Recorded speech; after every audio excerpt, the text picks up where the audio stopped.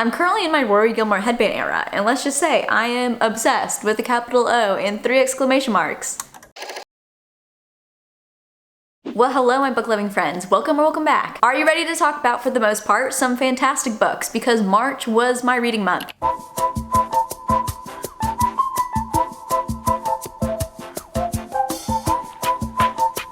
I read 12 books this past month, which for me, or anyone, is a lot. You know when you read so many great books consecutively that you just keep wanting to read more and more? Well, that's what happened to me in March. I will never be someone that will read 20 plus books a month. That is a whole new level of superhuman that I am not. But still, we have a bit to go through. I won't reiterate any synopsis that I've recently gone over. You know, that seems a bit redundant. You and I both have better things to do today. But if you want to know more about the plot of a lot of these books, you can either go read it or preferably watch my spring TBR video. Because I did get to a lot of the books from my TBR, which feels really good. My type A side was thriving. In March, I read 1, 2, 1, 3.5, 4, 4, 2, 4.25, 1, 4.5, and 3 5-star reads.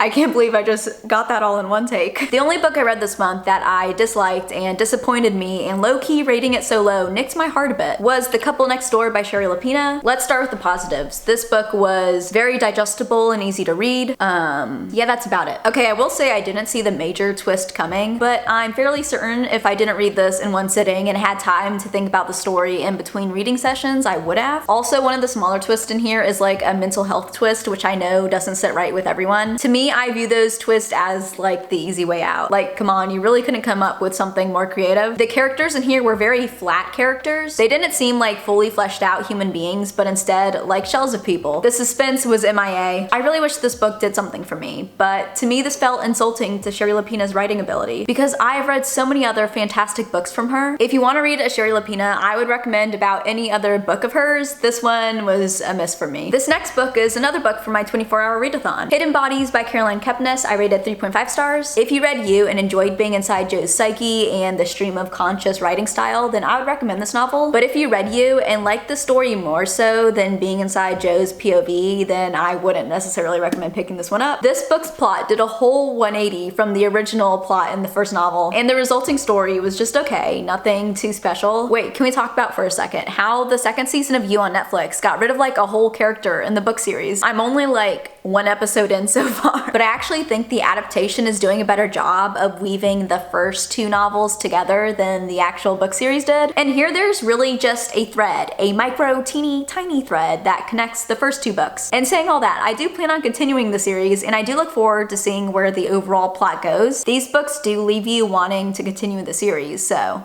there's that. 5 Survive by Holly Jackson, I gave 4 stars, and I have mixed feelings about. On one hand, I really enjoyed the overall story, the secluded settings, and the high stakes, but on the other hand, it took me a while to really get invested into the story, and I didn't really particularly like the characters. They were okay, like, I didn't hate them, but like, they just weren't really interesting to me. Also, at times, the book was way too descriptive for my liking. Especially during the really intense parts, I just wanted to know what was happening, but the writing was interfering by slowing me down, which annoyed me. If my eyes were as fast as Michael Phelps, we wouldn't have a problem, but that's not the case, is it? The alleged best friendship in here confused me. Like, they told us they were best friends, and they showed us some friendly things friends would do for each other, but still, why wasn't I feeling the friendship? The ending in here I did love. It's one of those I had to reread because I was like, wait, did that actually just happen? I'm sorry, but I must be mistaken. Oh, no, I'm not mistaken. The Score by Elle Kennedy, I seriously think was set out to hurt me by gut punching me 3/4 of the way in and then never explaining why. Elle Kennedy, you can't just do that to a person. Is my book scratched?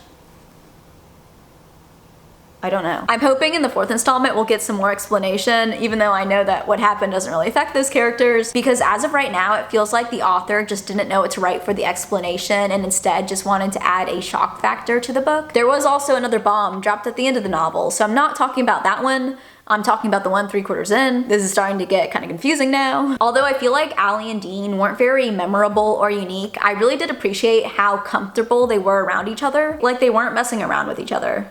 I mean, they were, but I more so meant that they weren't emotionally messing around with each other. Yeah, the books in the off-campus series aren't really anything groundbreaking, but I do love slowly seeing all of the guys on the Briar University hockey team find love. It's kind of wholesome in a way. It's so cute. This next book I actually picked up this month because it was near the end of spring break, and in a few days' time I was going back to my apartment where most of my books, including my TBR, live. So I wanted to read something fairly short over that stretch of a couple days until I got back to my higher prioritized books. So I picked up The Mysterious Affair at Styles by Agatha Christie. The introduction to this book is one you don't want to skip. I found it really interesting. This is Agatha Christie's first published book, so it talks about her life leading up to writing this novel. And she actually wrote this because her sister made a bet with her that she couldn't write a good detective story in which the reader wouldn't be able to figure out who the murderer was, even when given the same clues as the detective. And thus, The Mysterious Affair at Styles was born. And I think Agatha succeeded. I couldn't figure out who done it. That's something that Agatha Christie books do really well. In all of her books I've read from her, I've never been able to guess the ending. Although this is the first book in the Hercule Poirot series, we actually follow the POV of Arthur Hastings as he visits his friend John Cavendish, who currently resides at Styles Court with the rest of his family. But after settling in, the wealthy benefactor of this estate croaks out one evening, and Hastings sets out to solve this murder mystery like the amateur sleuth he is, with help from the infamous Hercule Poirot. Can I just say that I love the Frenchness in Agatha Christie's books? Like, the characters will just randomly incorporate French phrases throughout, which could quite possibly irritate some, but I have 2 years of barely passing French in my back pocket, which really pulled through for me. This is another book of hers where I seriously suspected every character at one point, and up until the very end I would have believed that any one of them could have done it. It does take a while to kind of adjust to the writing, well, at least for me it did. Like, you can tell that this novel was written a while ago. The two types of books I always feel I have to be more attentive to is fantasy and Agatha Christie. That's a juxtaposition right there. If you want to read an Agatha Christie, I always recommend starting with And Then There Are None, but if you read And Then There Are None and enjoyed it, this is a great book to follow up with. Convenience Store Woman by Suraka Murata I read audibly, and is a quirky novel that uses humor to comment on societal expectations, the complexities of conformity, and what it means to live a fulfilled life. This book really spoke to the fact that success in one's life shouldn't be measured by the amount of societally constructed benchmarks one has reached, but rather the happiness within one's life. It's super easy to empathize with our main character in here. Also, one of the side characters in here was such a mood. And even though they were meant to be kind of unlikable because they were leeching off of our MC, I just found their whole personality so funny. This book is definitely worth a read, especially in audio format. Sign Here by Claudia Lux I rated 4.25 stars. I don't even know how to classify this book, and I don't even think Goodreads really knows either. I guess if I had to, I would say that this is a dark comedy. I don't know, because there are definitely some parts that were more humorous and others that were thrilling. This novel takes place in hell, and this version of hell is basically modeled after an office building where each floor has a different task the people subjected there fulfill. And the farther down the building you go, the more horrific these tasks get. We follow throughout the story our protagonist Pei, who has worked his way up to the second highest floor, where he and his colleagues make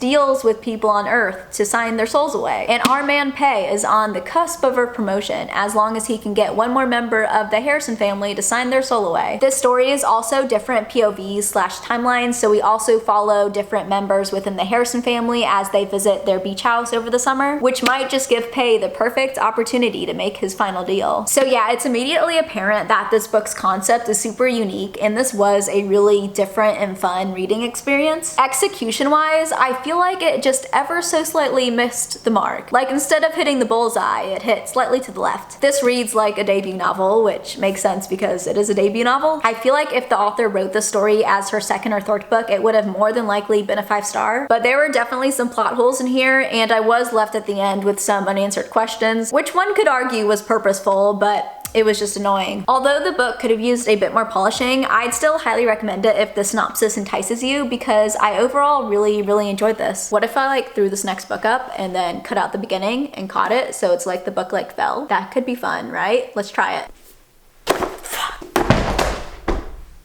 I'm gonna like damage this book.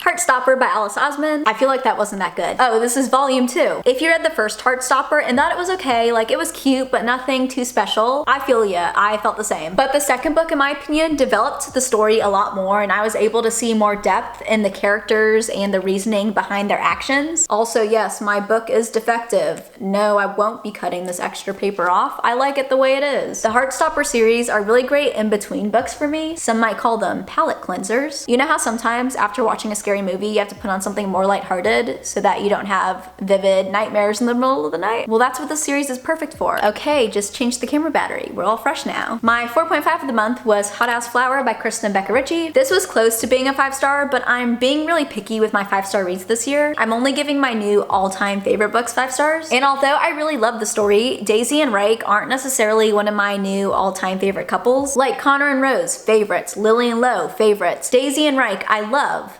but they are not favorites, if you know what I mean. I read this, okay, I thought it was thicker. It is 450 pages, but I read this book in 3 days, which might not seem that fast, but I read this during the school week. What does that entail exactly? Going to classes, school work, YouTube work, to name a few. Every spare moment of my free time was dedicated to this book. Krista and Becca Ritchie are authors whom I want to just sit down and have a conversation with because their written dialogue is perfection. So I just want to talk and hang out with them. I don't care what we talk about. It won't matter to me. There was one part of this book where the way Daisy and Reich were talking to each other around a 14-year-old made me go like, oh my god, I can't believe you're talking about this right now. Like no one would think that this is an appropriate time to be talking about this. So I did find that part a little hard to believe. I'm choosing to just ignore that scene though. It's been so long since I've rated a thriller 5 stars because you know me, I read a lot of thrillers and thus I can be kind of stingy, not stingy, selective, sure, with my rating. And no thriller has really given me that 5-star feeling until I read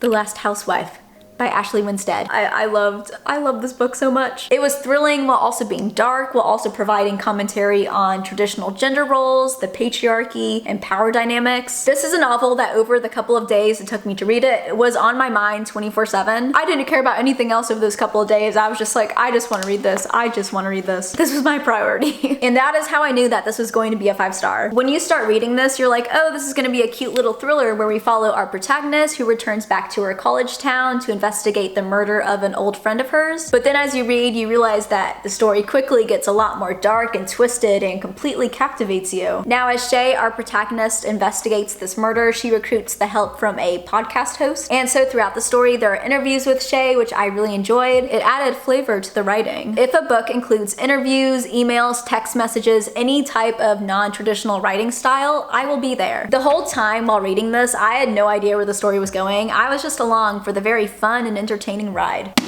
Love. This next novel is an underrated story that any YA thriller or mystery lover should read. Heck, even if you don't typically read YA, you should read this. I just want more people to give this book the love that it deserves. The Girls I've Been by Tess Sharp. This just might be my new ultimate favorite YA thriller. Let me give you a few buzzwords to describe the plot of this book. Bank robbery, check. Hostage situation, check. Ex-con artist protagonist, check. Romance, check.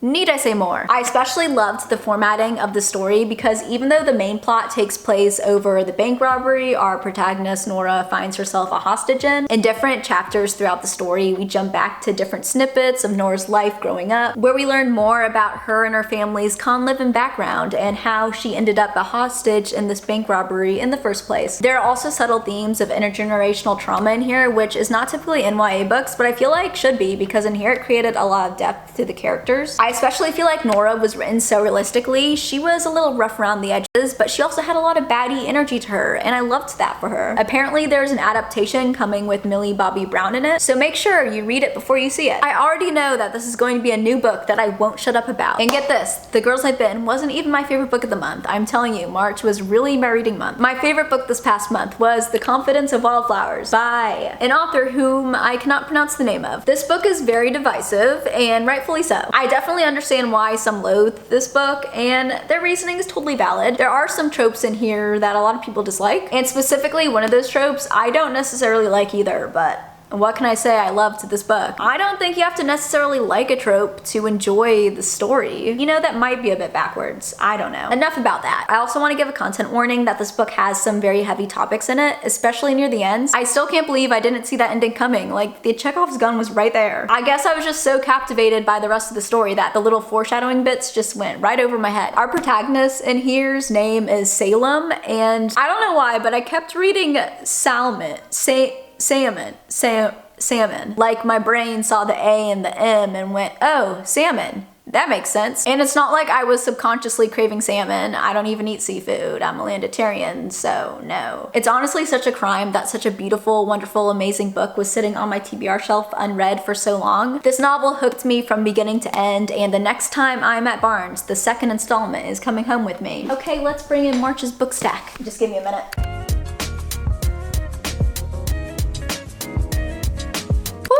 Okay, here we go. Here are all the books I got to in March. I was in such a big reading mood this past month. And you know, currently it is 7 days into April and I have not finished a single book. So this month is not looking as fruitful, but that's okay. If you have forgotten, let me remind you that any amount you read in a month is okay. It's an accomplishment in itself if you just pick up a book that month. It wouldn't matter if you read 50 books in a month if you didn't enjoy the journey, because then what's the point? But I am excited for this month's reads. It's my birthday month, so I want to fill it with books I've been really excited about. As always, let me know your favorite book of the month down in the comments below. I hope you guys enjoyed this video, and if you did, make sure to give it a thumbs up. It really does help me and my channel out a lot. You can also comment, interact, subscribe, all that fun YouTube stuff. I'd really appreciate it. I hope you all are having a wonderful day, and I will see you in my next video. Bye!